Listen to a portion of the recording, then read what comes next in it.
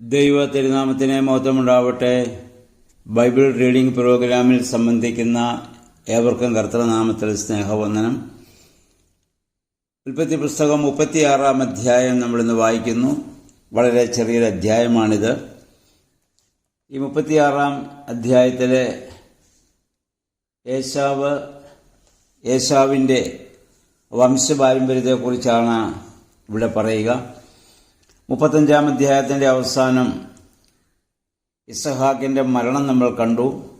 അപ്പോൾ യാക്കോബും ഏശാവും കൂടി 180 വർഷത്തോളം ഭൂമിയിൽ ജീവിച്ച ദൈവം വാഗ്ദത്തം നൽകിയ തങ്ങളുടെ പിതാവായ ഇസഹാക്കിനെ കബറടക്കിയ സംഭവം നമ്മൾ കണ്ടു. അതിനു മുൻപ് റിബേക്ക മരിച്ചു കഴിഞ്ഞു. അതിനുശേഷം ഏശാവിൻ്റെ ഈ ഒരു അധ്യായം മുഴുവൻ ഏശാവിൻ്റെ ആ വംശപാരമ്പര്യങ്ങളെക്കുറിച്ചാണ് ഇപ്പോൾ പറയുക. ഇതിനു മുൻപ് നമ്മൾ വായിച്ചതെല്ലാം യാക്കോബിനെ കുറിച്ചായിരുന്നു. ഏശാവ് ഏദോമിൻ്റെ പിതാവാണ്. ഈ ഏദോമ്യർ ഇസ്രായേൽ ജനത്തിൻ്റെ മരുഭൂയാത്രയിൽ അവരെ ഒരുപാട് ഉപദ്രവിച്ചിട്ടുള്ള ഒരു സമൂഹമാണ്. ഇപ്പോൾ ഏശാവും യാക്കോബും സ്നേഹത്തിലാണ്. എന്നാൽ കുറേ വർഷങ്ങൾ കഴിയുമ്പോൾ, നൂറ്റാണ്ടുകൾ കഴിയുമ്പോൾ, അവരുടെ തലമുറകളിൽ വരുമ്പോൾ ഏശാവിൻ്റെ മകൻ ഏദോമിൻ്റെ ആ പാരമ്പര്യത്തിൽപ്പെട്ടവരൊക്കെയും ഇസ്രായേൽ ജനത്തെ വളരെയേറെ ഉപദ്രവിക്കുന്നതായി നമുക്ക് കാണാൻ പറ്റും. അഹങ്കാരം കൊണ്ട് നിറഞ്ഞതായ ഒരു ജനസമൂഹമായിരുന്നു ഏദോമ്യർ. ഒബേദ്യാവിൻ്റെ പുസ്തകം വളരെ ചെറിയ ഒരു പുസ്തകമാണ്. വെറും 21 വാക്യങ്ങൾ മാത്രമുള്ള ചെറിയ പുസ്തകമാണ്. അതിൽ ഇസ്രായേലിൻ്റെ പരമ്പരാഗത ശത്രുവായ ഏദോമിൻ്റെ ദ്രോഹങ്ങൾക്കുള്ള പ്രതികാരം ആസന്നമായിരിക്കുന്നു എന്ന ഒബേദ്യാവ് പ്രവചിക്കുകയാണ്. യാക്കോബിൻ്റെ ആ പതനത്തിൽ സന്തോഷിച്ച ഏദോം അന്യാധീനമാകും, ഏദോമിൻ്റെ മല തകർക്കപ്പെടുമെന്നുള്ളതായ ഒരു പ്രവചനം. അതിൻ്റെ 3-4 വാക്യങ്ങൾ നമ്മൾ വായിക്കുന്ന പ്രകാരമാണ്: പാറപ്പിളർപ്പുകളിൽ വസിക്കുന്നവളും ഉയർന്ന മലമുകളിൽ ആസ്ഥാനം ഉറപ്പിച്ചവളും ആർക്ക് എന്നെ താഴെ ഇറക്കാനാവുമെന്ന് ഹൃദയത്തിൽ പറയുന്നവളുമായ നിന്റെ അഹങ്കാരം നിന്നെ വഞ്ചിച്ചിരിക്കുന്നു. നീ കഴുകനെ പോലെ ഉയർന്നു പറന്നാലും നക്ഷത്രങ്ങളുടെ ഇടയിൽ കൂടുകൂട്ടിയാലും അവിടെ നിന്ന് നിന്നെ ഞാൻ താഴെ ഇറക്കും. അത്രമാത്രം ഉന്നതമായ അഹങ്കാരത്തിൻ്റെ ഒരു വലിയ പ്രതീകമായിരുന്നു ഏദോം എന്ന് പറയുന്ന ജാതി, ഏശാവിൻ്റെ വംശപാരമ്പര്യത്തിൽപ്പെട്ട ആളുകൾ. തങ്ങൾക്ക് ദൈവത്തെ ആവശ്യമില്ലെന്ന് പറയുന്നതായ ഒരു ജനസമൂഹമാണത്. ദൈവവുമായി അവർക്ക് യാതൊരു ബന്ധവുമില്ലായിരുന്നു. ഏശാവിനെ നമ്മളിവിടെ വായിക്കുന്ന ബഹുഭാര്യമാരാണ്. അതുതന്നെ പാപം ചെയ്യുവാനും അഹന്തയുണ്ടാകാനും ഒക്കെ ഒരു പ്രധാന കാരണമായി അത് നമ്മൾ കാണുന്നുമുണ്ട്. അതിൻ്റെ ഒരു 31 വാക്യത്തിലേക്ക് നമ്മൾ വരുമ്പോൾ കാണുന്നത്, ഇസ്രായേലിൽ രാജാക്കന്മാർ ഉണ്ടാകുന്നതിനു മുൻപ് ഏശാവിൻ്റെ വംശത്തിൽ രാജാക്കന്മാരുടെ ഭരണമുണ്ടായിരുന്നു എന്നുള്ളതാണ്. ഇസ്രായേൽ രാജഭരണം ആരംഭിക്കുന്നതിന് മുൻപ് ഏതോ നാട്ടിലെ ഭരണാധികാരികൾ ഇവരായിരുന്നു എന്ന് പറഞ്ഞ് കുറേ പേരുകൾ നമ്മളിവിടെ വായിക്കുന്നുണ്ട്.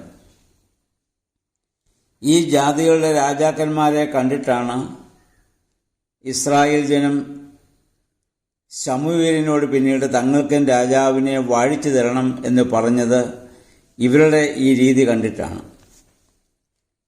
യഹോവയായ ദൈവം പറഞ്ഞതാണ് ആവശ്യമില്ല എന്ന്, പക്ഷേ അവരത് നിർബന്ധിച്ചു. പിന്നീട് അതിൻ്റെ പരിണിത ഫലം ഒരുപാട് ഇസ്രായേൽ ജനം അനുഭവിക്കേണ്ടി വന്നതും പിന്നീടുള്ള ചരിത്രത്തിൽ നമുക്ക് കാണാവുന്നതാണ്. ഈ ഏശാവിൻ്റെയും യാക്കോബിൻ്റെയും ഈ ജീവിതവും ആ സംഭവവും നമ്മെ പഠിപ്പിക്കുന്ന ഒരു സത്യമുണ്ട്.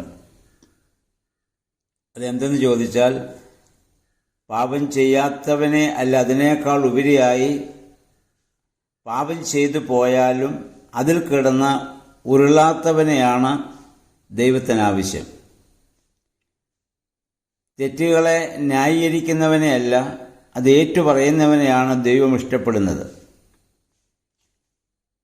പുതിയ നിയമത്തിൽ പത്രോസ് അപ്പോസ്തലന്റെ ജീവിതം നമുക്കറിയാം. ദൈവത്താൽ വിളിക്കപ്പെട്ടവനാണെങ്കിലും ഒരുപാട് കുറവുകളും വീഴ്ചകളൊക്കെ അവിടെ സംഭവിക്കുന്നുണ്ട്. യേശുവിനെ പോലും അവസാനം അദ്ദേഹം തള്ളിപ്പറയുന്നുണ്ട്. പക്ഷേ ദൈവം അവനെ വീണ്ടും 3 പ്രാവശ്യം യേശുവിനോടുള്ള സ്നേഹം ഏറ്റുപറയിപ്പിച്ച് സഭയുടെ നിയന്ത്രണവും അല്ലെങ്കിൽ പരിശുദ്ധ സഭയുടെ തലവനായി പത്രോസിനെ ദൈവം അവിടെ ആക്കി വയ്ക്കുന്നത് യോഹന്നാന്റെ സുവിശേഷം അവസാന അധ്യായത്തിൽ നമുക്ക് കാണാൻ സാധിക്കുന്നുമുണ്ട്. മാനുഷിക ബലഹീനതയാലും സാഹചര്യങ്ങളുടെ സമ്മർദ്ദങ്ങളാലും ഒക്കെ ഒരുപാട് കുറവുകളും ബലഹീനതകളൊക്കെ ജീവിതത്തിൽ സംഭവിച്ചിട്ടുണ്ട്.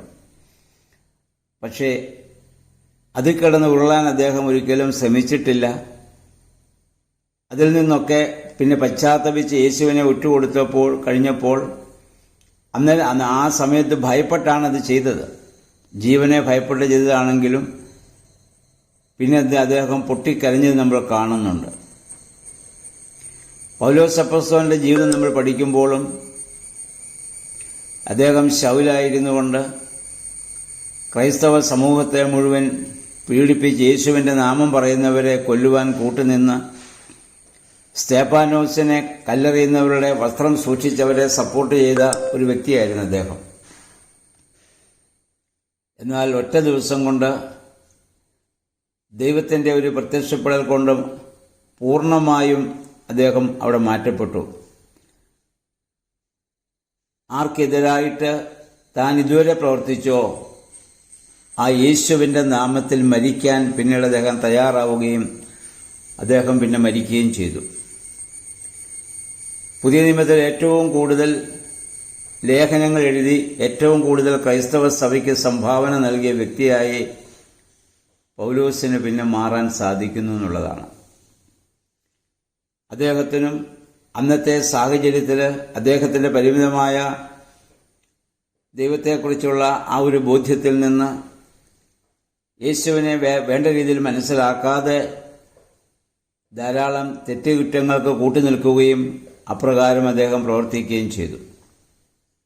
എന്നാൽ സത്യം വെളിവായി കഴിഞ്ഞപ്പോൾ പിന്നീട് സത്യത്തിനു വേണ്ടി എന്നും നിലനിൽക്കുവാനും മരിക്കുവാനും തയ്യാറാകുന്ന ഒരു മനുഷ്യനെ നമുക്കവിടെ കാണാൻ സാധിക്കുന്നുണ്ട്.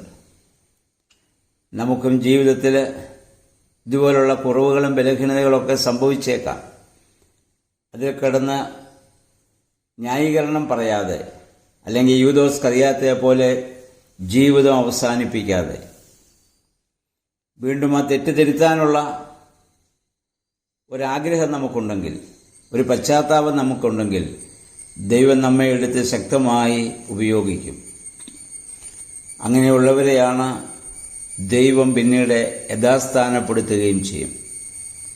അതുകൊണ്ട് ഇവരൊക്കെ നമ്മുടെ ജീവിതത്തിൽ നമുക്ക് ഇവരുടെയൊക്കെ ചരിത്രം പഠിക്കുമ്പോൾ ഇതിൽ നിന്നൊക്കെ നല്ല പാഠങ്ങളെ ഉൾക്കൊള്ളുവാനും അതനുസരിച്ച് നമ്മുടെ ജീവിതത്തെ ക്രമപ്പെടുത്തുവാനും നമുക്കിടയാവണം.